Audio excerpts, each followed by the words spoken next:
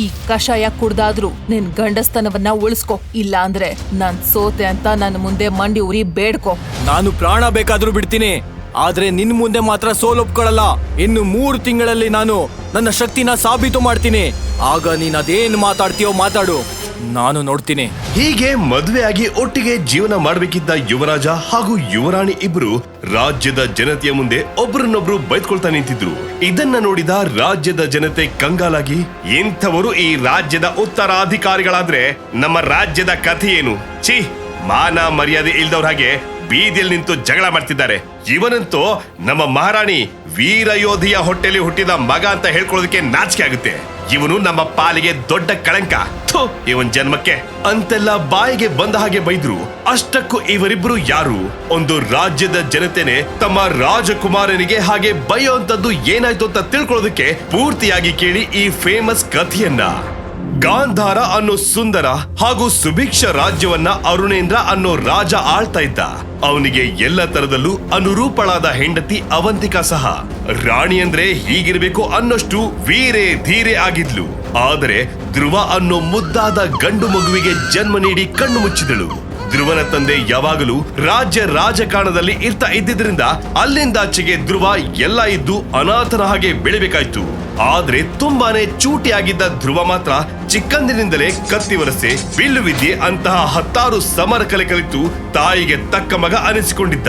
ಅಷ್ಟೇ ಸಾಲದು ಅಂತ ಧ್ರುವ ತನ್ನ ಚಿಕ್ಕ ವಯಸ್ಸಲ್ಲೇ ಗಾಂಧಾರದಲ್ಲಿ ಮಾತ್ರ ಇದ್ದ ಒಂದು ವಿಭಿನ್ನವಾದ ಸ್ಪರ್ಧೆಯಲ್ಲಿ ಭಾಗವಹಿಸಿ ಯಾರು ಮಾಡದ ಸಾಧನೆ ಮಾಡಿ ತನ್ನ ಶಕ್ತಿಯನ್ನು ಸಾಬೀತು ಮಾಡಿದ್ದರಿಂದ ಆ ಸಣ್ಣ ವಯಸ್ಸಿಗೆ ಅವನಿಗೆ 9 ನಕ್ಷತ್ರಗಳು ಸಹ ಸಿಕ್ಕಿದ್ದವು. ಇದೆಲ್ಲದರ ಮಧ್ಯೆ ಸದಾ ಅಮ್ಮನ ನೆನಪಲ್ಲೇ ಇರ್ತಾ ಇದ್ದ ಧ್ರುವನಿಗೆ ಅವಳ ನೆನಪಿಗೆ ಅಂತ ಇದ್ದಿದ್ದು ಅವಳು ಕೊಟ್ಟಿದ್ದ ಕೈ ಕಡಗ ಒಂದೇ. ಹಾಗಾಗಿ ತಾಯಿ ಜೊತೆ ಮಾತಾಡಬೇಕಂತ ಅನಿಸ್ತಾಗ್ಲಿಲ್ಲ. ಆ ಕಡಗ ಹಿಡಿದು ಯಾರಿಗೂ ಹೇಳಿರದ ತನ್ನ ಮನಸ್ಸಿನ ಮಾತುಗಳನ್ನ ಹೇಳ್ಕೊತಿದ್ದ. ಹೀಗೆ ಎಲ್ಲರಿಂದ ಅಂತರ ಕಾಯ್ದುಕೊಳ್ತಾ ತನ್ನಷ್ಟಕ್ಕೆ ತಾನು ಸಾಧನೆ ಮಾಡ್ತಾ ಇದ್ದ ಧ್ರುವನಿಗೆ ಎಲ್ಲಾ ಸಮಯದಲ್ಲೂ ಜೊತೆಯಾಗಿ ನಿಲ್ತಾ ಇದ್ದ ಒಂದೇ ಒಂದು ಜೀವ ಅಂದ್ರೆ ಅವಳೇ ಇರಾ. ರಾಜ ಅರುಣೇಂದ್ರನ ಸ್ನೇಹಿತನ ಮಗಳಾದ ಇರಾ ಚಿಕ್ಕಂದಿನಿಂದಲೂ ಗಾಂಧಾರದ ಅರಮನೆಯಲ್ಲೇ ಧ್ರುವನ ಜೊತೆ ಆಡಿ ಬೆಳೆದವಳು. ಹಾಗಾಗಿ ಧ್ರುವನನ್ನ ಕಂಡರೆ ಅವಳಿಗೆ ಎಲ್ಲಿಲ್ಲದ ಆಪ್ತತೆ ಮತ್ತು ಅಕ್ಕರೆ. ಇರಾ ಹಾಗೂ ಧ್ರುವ ಬೆಳೆದು ದೊಡ್ಡವರಾಗಿ ಯೌವನಕ್ಕೆ ಬಂದಾಗಲೂ ಸಹ ಪ್ರತಿಯೊಂದರಲ್ಲೂ ಧ್ರುವನನ್ನ ಹುರಿದುಂಬಿಸ್ತಾ ಇರಾ ನೋಡಿದಾಗ ರಾಜ್ಯದ ಜನತೆಯೆಲ್ಲ ಇವರಿಬ್ರೇ ಮದ್ವೆ ಆದ್ರೆ ಒಂದು ಒಳ್ಳೆ ಜೋಡಿ ಆಗ್ತಾರೆ ಅಂತ ಮನಸಾರೆ ಆಶಿಸ್ತಾ ಇದ್ರು. ಆದ್ರೆ ಅದೊಂದು ದಿನ ಶತ್ರು ರಾಜ್ಯದ ರಾಜ ಒಬ್ಬ ಧ್ರುವನ ವೀರಾವೇಶದ ಬಗ್ಗೆ ತಿಳಿದು ಅರುಣೇಂದ್ರನಿಗೆ ಒಂದು ಪತ್ರ ಬರೆದ. ಅದರ ಸಾರಾಂಶ: ಅವನು ಗಾಂಧಾರದ ಮೇಲೆ ದಂಡೆತ್ತಿ ಬಂದರೆ 100 ಸಾವು ನೋವುಗಳು ಆಗುತ್ತವೆ. ಆದ್ರೆ ಅದರ ಬದಲಾಗಿ ತನ್ನ ಮಗಳಾದ ಅಂಬಾಲಿಕೆಯನ್ನ ಧ್ರುವನಿಗೆ ಮದುವೆ ಮಾಡಿಕೊಂಡಲ್ಲಿ ಈ ಯುದ್ಧವನ್ನು ಇಲ್ಲಿಗೆ ಕೈಬಿಟ್ಟು ಇಬ್ಬರು ಶಾಂತಿಯುತವಾಗಿ ರಾಜ್ಯವನ್ನು ಕಾಪಾಡಿಕೊಳ್ಳಬಹುದು ಅಂತ ಇತ್ತು. ಇದರ ಬಗ್ಗೆ ತುಂಬಾ ಆಲೋಚಿಸಿದ ರಾಜ ಅರುಣೇಂದ್ರ ಪ್ರಜೆಗಳ ಹಿತದೃಷ್ಟಿಯಿಂದ ಧ್ರುವ ಹಾಗೂ ಅಂಬಾಲಿಕೆಯ ಮದುವೆಗೆ ಒಪ್ಪಿಕೊಂಡ. ಆದ್ರೆ ವಿಧಿ ಧ್ರುವನ ಬದುಕಲ್ಲಿ ಬೇರೆನೆ ಆಟ ಆಡ್ತಾ ಇತ್ತು. ಅಷ್ಟು ವರ್ಷ ಎಲ್ಲರ ಕಣ್ಣಲ್ಲಿ ವೀರ ಅನ್ನಿಸಿಕೊಂಡಿದ್ದವನು ನಿಧಾನವಾಗಿ ತನ್ನ ಶಕ್ತಿ ಕಳ್ಕೊಳ್ತಾ ಇದ್ದ. ಅವನ ಪರಿಸ್ಥಿತಿ ಹೇಗಾಗಿತ್ತಂದ್ರೆ ಕಣ್ಣೆಳತೆ ದೂರದಲ್ಲಿದ್ದ ಸಣ್ಣ ಪ್ರಾಣಿಯನ್ನು ಗುರಿಯಿಟ್ಟು ಬೇಟೆಯಾಡೋದಕ್ಕೆ ಆಗ್ತಾ ಇರಲಿಲ್ಲ. ಕೊನೆಗೆ ಅವನು ಪಡೆದಿದ್ದ ಆ 9 ನಕ್ಷತ್ರಗಳ ಶಕ್ತಿ ಸಹ ಅವನ ಕೈ ತಪ್ಪಿ ಹೋದವು. ಇದರಿಂದ ಕಂಗಾಲಾದ ಧ್ರುವ ಅವತ್ತೊಂದು ದಿನ ಅರಮನೆ ಅಂಗಳದಲ್ಲಿ ತನ್ನ ಸಣ್ಣಕಲು ದೇಹದ ಸೇವಕರೊಂದಿಗೆ ಕುಸ್ತಿ ಮಾಡಿ ಗೆಲ್ಲಬೇಕಂತ ತುಂಬಾ ಪ್ರಯಾಸ ಪಡ್ತಾ ಇದ್ದ. ಆದ್ರೆ ಅದೆಷ್ಟೇ ಪ್ರಯತ್ನ ಪಟ್ರು ಧ್ರುವನಿಗೆ ಅವನನ್ನು ಸೋಲಿಸೋದಿರ್ಲಿ ಸಣ್ಣ ಕೂದಲು ಸಹ ಕೊಂಕಲಿಲ್ಲ. ಇದನ್ನು ನೋಡಿದ ಕೆಲವು ಜನ ಗಾಬರಿಯಾದ್ರೆ ಇನ್ನು ಕೆಲವರು ಧ್ರುವನ ಬಗ್ಗೆ ಕೆಟ್ಟದಾಗಿ ಮಾತಾಡಿದ್ರು. ಇಷ್ಟೆಲ್ಲ ಆಗ್ತಿರ್ಬೇಕಾದ್ರೆ ಧ್ರುವನ ವಿಷಯ ಅಂಬಾಲಿಕೆಯ ಗುಪ್ತಚರರ ಮೂಲಕ ಅವಳ ಕಿವಿಗೂ ಬಿದ್ದೆ ಬಿಡ್ತು. ಇದರಿಂದ ಉರಿದು ಕೆಂಡಾದ ಅಂಬಾಲಿಕೆ ಒಬ್ಬ ಸಾಮಾನ್ಯ ಸೇವಕನನ್ನ ಸೋಲ್ಸೋದಕ್ಕೆ ಆಗದ ಅವನೆಂತ ಯುವರಾಜ, ಅವನಿಗೆ ಸರಿಯಾದ ಪಾಠ ಕಲಿಸ್ತೀನಿ ಅಂತ ಮುಟ್ಟಾಳನನ್ನ ನಾನು ಮದುವೆ ಆಗ್ಬೇಕಾ? ಅಸಹ್ಯ ಅಂತ ತನ್ನ ಸಹಚರರನ್ನ ಕರೆದುಕೊಂಡು ಗಾಂಧಾರದ ಅರಮನೆ ಅಂಗಳಕ್ಕೆ ಬಂದೇ ಬಿಟ್ಟಳು. ಅಲ್ಲಿ ಕೈಲಾಗದವನ ಹಾಗೆ ಅಸಹಾಯಕನಾಗಿ ನೆಲ ನೋಡ್ತಾ ನಿಂತಿದ್ದ ಧ್ರುವನನ್ನ ಕೆಕ್ಕರ್ಸ್ಕೊಂಡು ನೋಡ್ತಾ ಕೈಲಿದ್ದ ಹಸಿರು ಬಣ್ಣದ ಕಷಾಯ ಇದ್ದ ಗಾಜಿನ ಪಾತ್ರೆಯೊಂದನ್ನ ಧ್ರುವನ ಕೈಗೆ ಇಟ್ಟು, ಇದು ಸಹಸ್ರಧಾರ. ಇದನ್ ಗಂಡಸ್ತನ ಇಲ್ಲದ ಯಾವ ಬಿಕಾರಿ ಕುಡಿದ್ರು ಸಹ ಮರುಕ್ಷಣದಲ್ಲೇ 100 ಆನೆಯಷ್ಟು ಬಲ ಬರುತ್ತೆ. ಇದೇ ನಿನ್ನ ಕೊನೆ ಆಸರೆ, ಕುಡಿದು ಮರ್ಯಾದೆ ಉಳಿಸ್ಕೊ ಅಂತ ಎಲ್ಲರ ಮುಂದೆ ಅವಮಾನ ಮಾಡಿ ಮರ್ಯಾದೆ ತೆಗೆದ್ಲು. ಇದರಿಂದ ರಾಜ ಅರುಣೇಂದ್ರನಿಗೆ ಅಂಬಾಳ ಜೊತೆ ಮುಖಕ್ಕೆ ಮುಖ ಕೊಟ್ಟು ಮಾತಾಡೋದಕ್ಕೂ ಆಗ್ಲಿಲ್ಲ. ಮಗನಿಂದಾಗಿ ರಾಜ ತಲೆ ತಗ್ಗಿಸಿದ್ದು ನೋಡಿ ಅಲ್ಲಿದ್ದ ಎಲ್ಲರೂ ಬೇಸರ ಮಾಡ್ಕೊಂಡು ಧ್ರುವನನ್ನೇ ಬೈದ್ರು. ಅಷ್ಟು ಸಾಲದು ಅನ್ನೋ ಹಾಗೆ ಅಂಬಾಳ ಜೊತೆ ಬಂದಿದ್ದ ಸೇವಕಿಯರು ಸಹ ಧ್ರುವನನ್ನು ನೋಡಿ ಪಿಸು ಮಾತಲ್ಲಿ, ಈ ನಾಲಾಯಕ ಮನುಷ್ಯ ನಿಜವಾಗ್ಲೂ ಗಂಡಸೇನ ಅನ್ನೋ ಅನುಮಾನ. ಇವನು ಜಾರಿ ಬಿದ್ರು ಎತ್ತೋಕೆ ಯಾರಾದ್ರೂ ಬರ್ಬೇಕು. ಇಂಥವನು ನಮ್ ಯುವರಾಣಿನ ಮದ್ವೆ ಆಗೋದಾ ಅಂತ ಆಡಿಕೊಂಡು ನಗಾಡಿದ್ರು. ಈ ಮಾತು ಧ್ರುವನ ಕಿವಿಗೂ ಬಿದ್ದು ಧ್ರುವನ ಮನಸ್ಸಿಗೆ ತುಂಬಾನೇ ನೋವಾಯ್ತು. ಆಗ ಅವನು ಹಠಕ್ಕೆ ಬಿದ್ದು, ನಾನೇನ್ ಕೈಲಾಗ್ದವನಲ್ಲ, ನಂಗೂ ಎಲ್ಲ ಯೋಗ್ಯತೆನೂ ಇದೆ. ಇನ್ನು 3 ತಿಂಗಳಲ್ಲಿ ಮತ್ತೆ ಮೊದ್ಲಿನ ಹಾಗೆ ಶಕ್ತಿ ಪಡೆದು ನಿಮ್ಮೆಲ್ಲರ ಮುಂದೆ ನಿಂತು ಮತ್ತೆ 9 ನಕ್ಷತ್ರ ಪಡೆದು ನನ್ನ ಪೌರುಷ ತೋರಿಸ್ತೀನಿ ಅಂತ ಜೋರಾಗಿ ಕೂಗಾಡಿ ಕೈಲಿದ್ದ ಗಾಜಿನ ಪಾತ್ರೆಯನ್ನ ರಪ್ ಅಂತ ನೆಲಕ್ಕೆಸೆದ. ಅದು ಪಳ್ಳಂತ ಶಬ್ದ ಮಾಡ್ತಾ ನೂರ್ಚೂರಾಯ್ತು. ಇದನ್ನು ನೋಡಿದ ಅಂಬಾ ಇವನ ಪೌರುಷ ಏನಿದ್ರು ಇಷ್ಟೇ ಅಂತ ಆಡ್ಕೊಂಡಕ್ತಾ ತನ್ನ ಸಹಚರರನ್ನ ಕರ್ಕೊಂಡು ಬಂದಷ್ಟೇ ವೇಗವಾಗಿ ತಮ್ಮ ಕುದುರೆ ಹತ್ತಿ ಅಲ್ಲಿಂದ ಹೊರಟೋದ್ರು. ಇದರಿಂದ ನೋವಲ್ಲಿದ್ದ ಧ್ರುವ ಅಲ್ಲಿಂದ ನೇರವಾಗಿ ತನ್ನ ಅರಮನೆಯ ಕೊಳದ ಹತ್ತಿರ ಹೋಗಿ ಕೂತು ಕೈಯಲ್ಲಿ ಅಮ್ಮನ ಕಡಗ ಹಿಡಿದುಕೊಂಡು ಕಣ್ಣೀರ್ ಹಾಕ್ತಾ ಕೂತ. ಆಗ ಅಲ್ಲಿಗೆ ಬಂದ ಇರ ಧ್ರುವನ ಕೈ ಹಿಡಿದುಕೊಂಡು, ಧ್ರುವ, ನಿನ್ ಮೇಲೆ ನಿನ್ನಮ್ಮನಿಗಿದ್ದಷ್ಟೇ ನಂಬಿಕೆ ನನಗೂ ಇದೆ.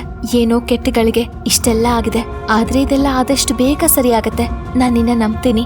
ಹೋಗಿ ಮಹಾರಾಣಿ ಆಶೀರ್ವಾದ ತಗೊಂಡ್ ಬಾ ಧ್ರುವ ಅಂತ ಪ್ರೀತಿಯಿಂದ ಸಮಾಧಾನ ಮಾಡಿ ಹೋದ್ಲು. ಅದೆಷ್ಟೋ ಹೊತ್ತಾದ ಮೇಲೆ ಸ್ವಲ್ಪ ನಿರಾಳಾದ ಧ್ರುವ ಅಮ್ಮನ ಮಡಿಲಲ್ಲಿ ಇರ್ಬೇಕನ್ನೋ ಆಸೆ ಆಗಿ ಆ ಕರಾಳ ರಾತ್ರಿಯಲ್ಲೂ ಯಾವುದಕ್ಕೂ ಭಯಪಡದೆ ಅಮ್ಮನ ಸಮಾಧಿ ಇದ್ದ ಭಯಾನಕವಾದ ಸ್ಮಶಾನದ ಕಡೆ ಹೆಜ್ಜೆ ಹಾಕಿದ.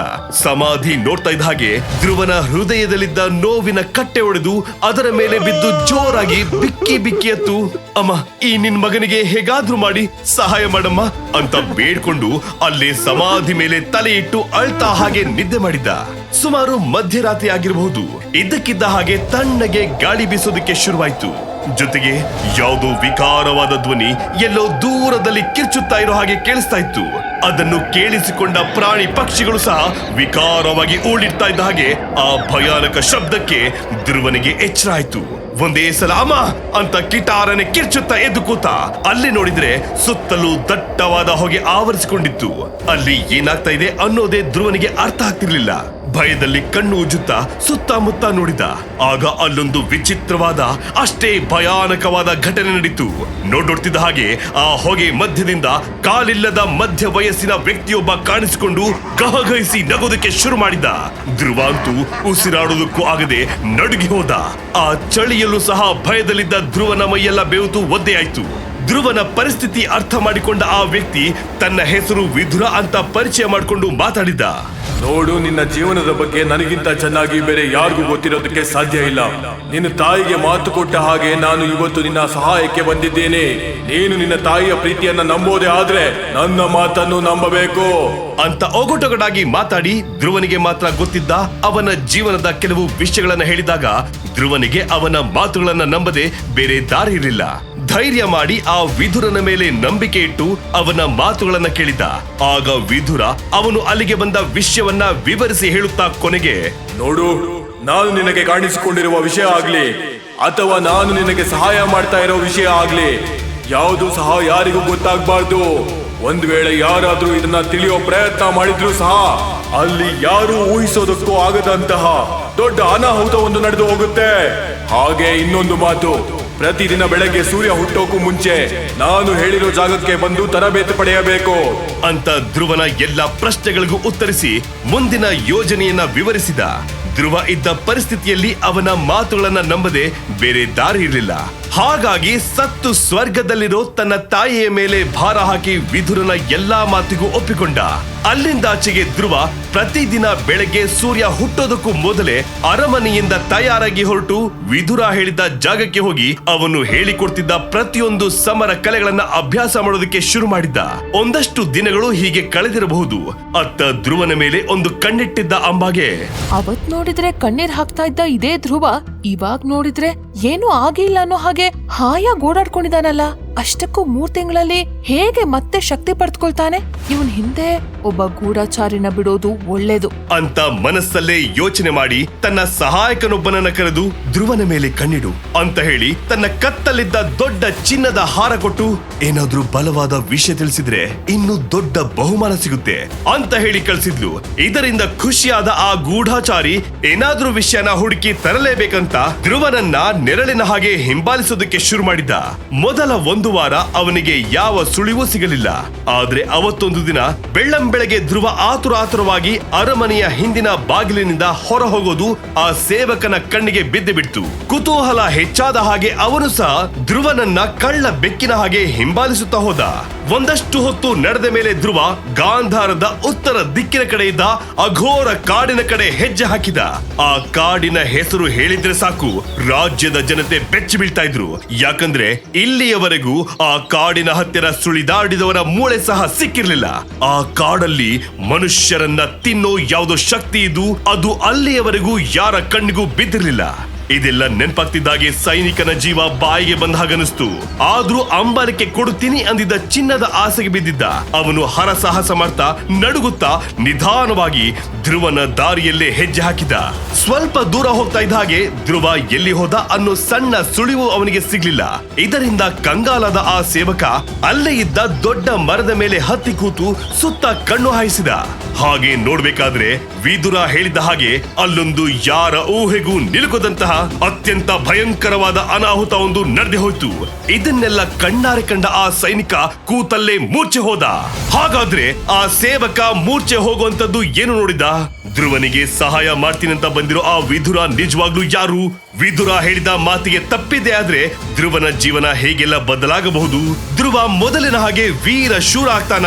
ಇಲ್ಲ ಎಲ್ಲವನ್ನು ಕಳೆದುಕೊಂಡು ಕಾಡಿನ ಆ ಭಯಾನಕ ಶಕ್ತಿಗೆ ಆಹಾರ ಆಗ್ತಾನ? ಅಷ್ಟಕ್ಕೂ ಧ್ರುವನ ಎಲ್ಲ ಸೀಕ್ರೆಟ್ಸ್ ವಿದುರನಿಗೆ ಗೊತ್ತಾಗಿದ್ದಾದ್ರೂ ಹೇಗೆ? ಇದ್ದಕ್ಕಿದ್ದ ಹಾಗೆ ಇರಾ ಬಂದು ಧ್ರುವನ ಅಮ್ಮನ ಬಗ್ಗೆ ಮಾತಾಡಿದ್ದು ಯಾಕೆ? ಇಲ್ಲಿ ಯಾರು ಒಳ್ಳೆಯವರು, ಯಾರಿಂದ ಧ್ರುವನಿಗೆ ತೊಂದರೆ ಆಗ್ತಾ ಇರೋದು? ಈಗ ನೀವು ಪಾಕೆಟ್ ಎಫ್ಎಂ ನಲ್ಲಿರೋ ಎಲ್ಲ ಶೋಗಳನ್ನ ಈಸಿಯಾಗಿ ಕೇಳಬಹುದು.